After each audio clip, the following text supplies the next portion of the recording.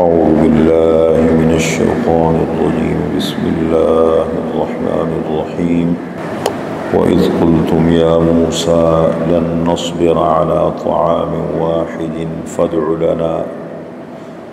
لنا ربك يخرج لنا مما تنبت الأرض من بقلها وقثائها وفومها وعدسها وبصلها قال أتستبدلون الذي هو أدنى بالذي هو خير اهبطوا مصرا فإن لكم ما سألتم وضربت عليهم الذلة والمسكنة وباءوا بغضب من الله ذلك بأنهم كانوا يكفرون بآيات الله ويقتلون النبيين بغير الحق ذلك بما عصوا وكانوا يعتدون۔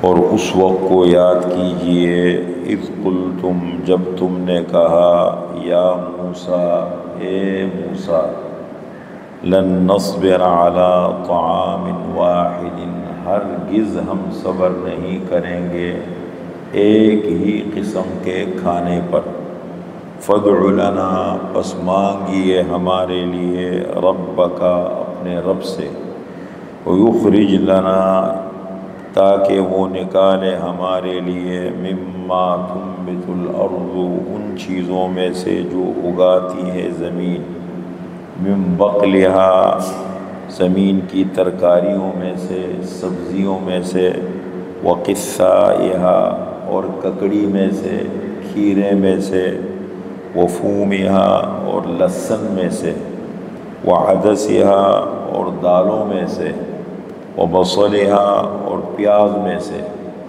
قال حضرت موسیٰ علیہ السلام نے فرمایا اتستبدلون الذی هو ادنی بالذی هو خیر، کیا تبدیل کرتے ہو تم اس چیز کو جو ادنا ہے اس کے مقابلے میں جو بہتر ہے۔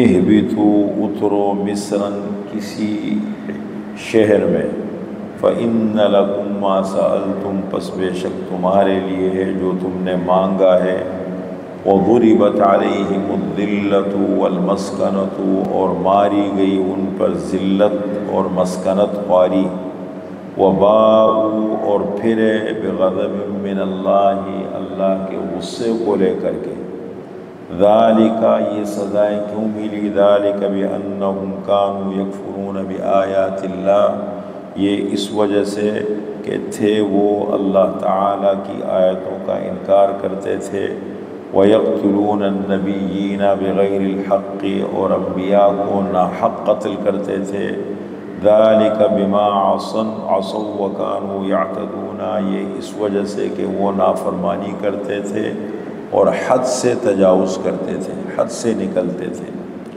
یہ سورہ بقرہ کی آیت نمبر 61 ہے۔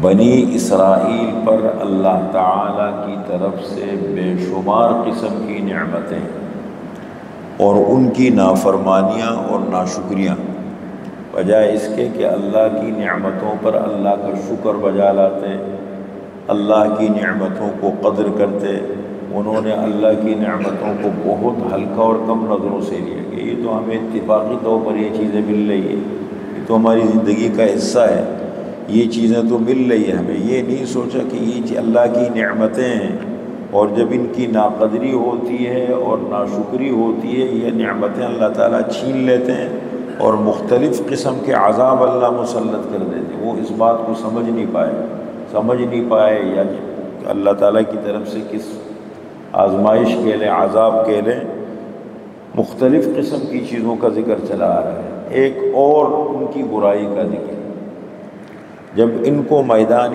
تیہ میں وادی سینائی میں 40 سال کے لیے بند کر دیا گیا، اس لیے کہ فرعون سے جب نجات ملی یہاں سے نکلے وادی سینائی میں پہنچے تو حکم یہ تھا کہ تم نے جانا ہے ارض مقدسہ کو چھڑانا ہے، جو تمہارے باپ دادوں کی سرزمین ہے، اس سرزمین کو تم نے چھڑانا ہے، آزاد کرنا ہے۔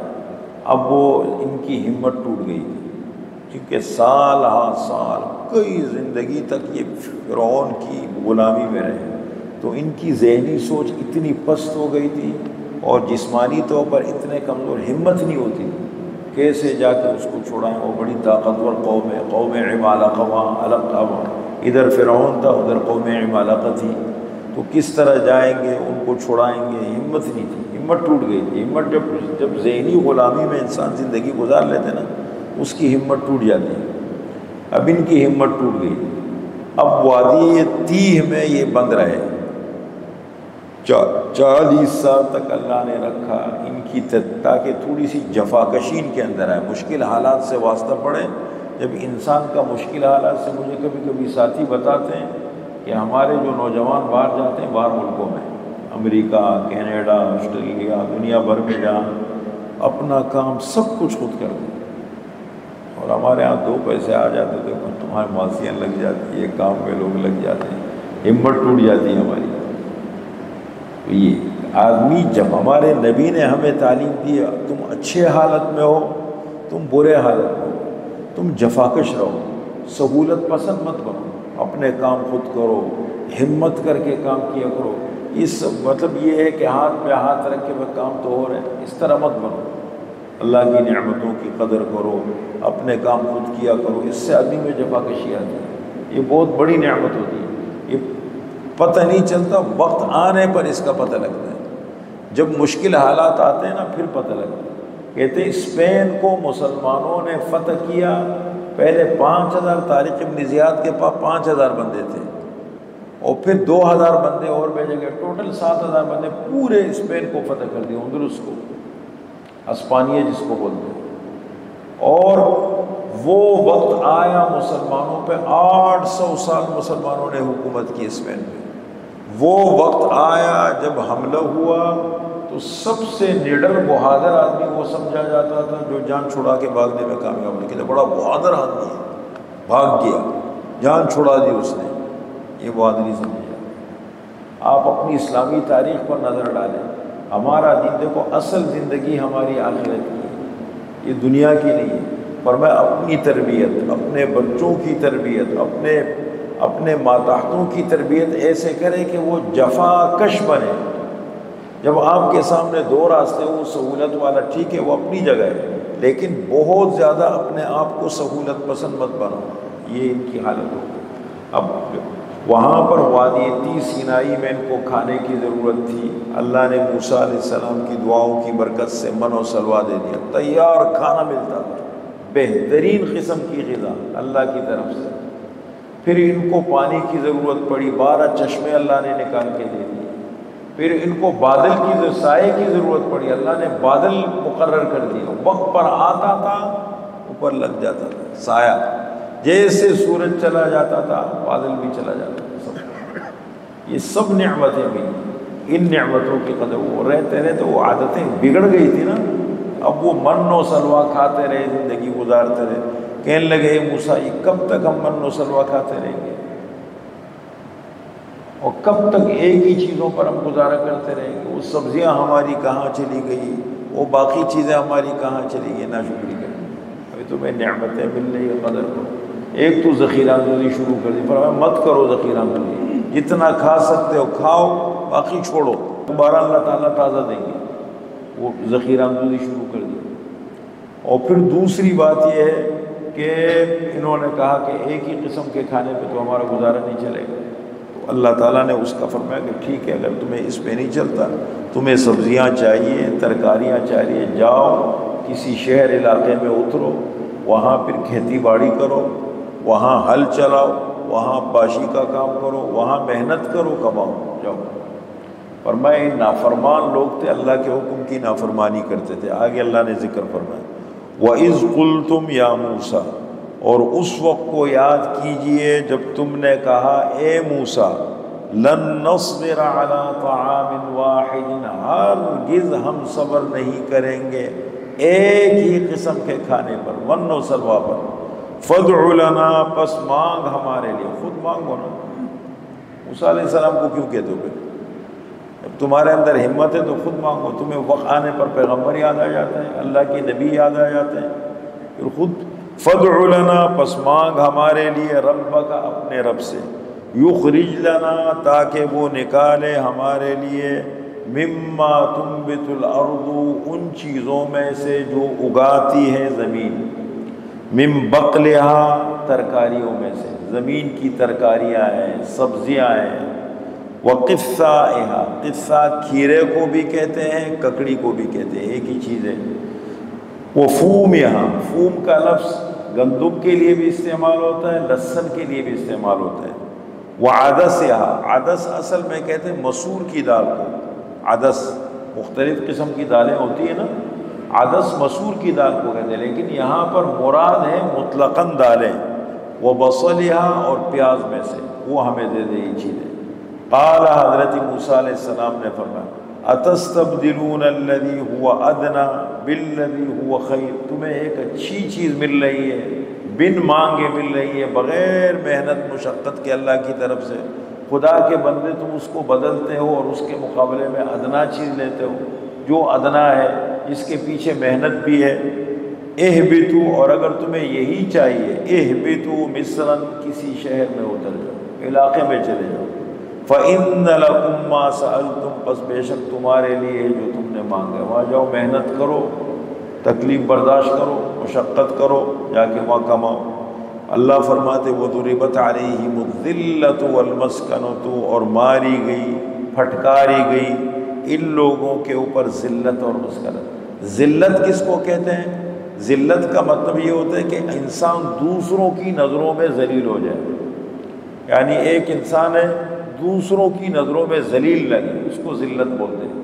اور مسکنت اس کو کہتے ہیں انسان احساس کمتری کا شکار ہو جائے، انسان خود کبھی انسان احساس کمتری کا شکار ہو جاتے ہیں نا، اپنی نظروں میں ذلیل ہو جائے۔ فرمایا ذلت اور مسکنت دونوں مسلط کی گئی۔ وباءوا بغضب من اللہ اور یہ اللہ کے غصے کو لے کے دنیا میں پھرے، جہاں کہیں رہیں گے اللہ کا غضب رہے گا ان کے اوپر۔ ذالک بأنہم کانوا یکفرون بآیات اللہ، وجہ کیا ہے؟ اس وجہ سے کہ یہ اللہ کی آیتوں کا انکار کرتے رہے، اللہ کی آیتیں ہیں اس کی، موسیٰ علیہ السلام کی کتاب کے ساتھ جیسے کیا۔ وَيَقْتُلُونَ النَّبِيِّينَ بِغَيْرِ الْحَقِّ انبیاء کو ناحق قتل کرتے رہے۔ کہتے دنیا میں سب سے بڑا بدبخت آدمی وہ ہے جو کسی نبی کو قتل کر دے یا کسی نبی کے ہاتھ سے قتل ہو جائے، کسی نبی کو قتل کرے وہ بڑا بدبخت آدمی ہے۔ نبی کے ذاتی مفادات کسی سے نہیں ہوتے، پوری قوم مخالف ہے لیکن ذاتیات میں نبی کا، ہم تو چھوٹے کمزرف لوگ ہیں نا، ذرا سی مزاج کے خلاف بہت ہو گئے، ہم اپنے ذاتیات پہ بھی آ جاتے ہیں، ہم بہت کمزوریاں بھی دکھا دیتے ہیں۔ انبیاء اس طرح کے لوگ نہیں ہوتے، وہ بہت بڑے سینوں والے لوگ ہوتے ہیں، بڑی مخالفتیں ہوتی ہیں، لوگ بڑی گھٹیا گھٹیا حرکتیں کر لیتے ہیں۔ انبیاء مقابلہ کرتے ہیں لیکن ذاتیات میں نہیں آتے انبیاء، ان کی یہ صفت خوبی ہوتی ہے۔ تو اس کا مطلب ذاتیات جب نہیں، جب نبی کے ہاتھ سے قتل ہو گیا اس کا مطلب یہ بڑا بدبخت آدمی ہے، یا پھر کسی نبی کو شہید کر دے وہ۔ فرمایا وَيَقْتُلُونَ النَّبِيِّينَ بِغَيْرِ، بنی اسرائیل واحد قوم ہے جنہوں نے انبیاء کو شہید کیا۔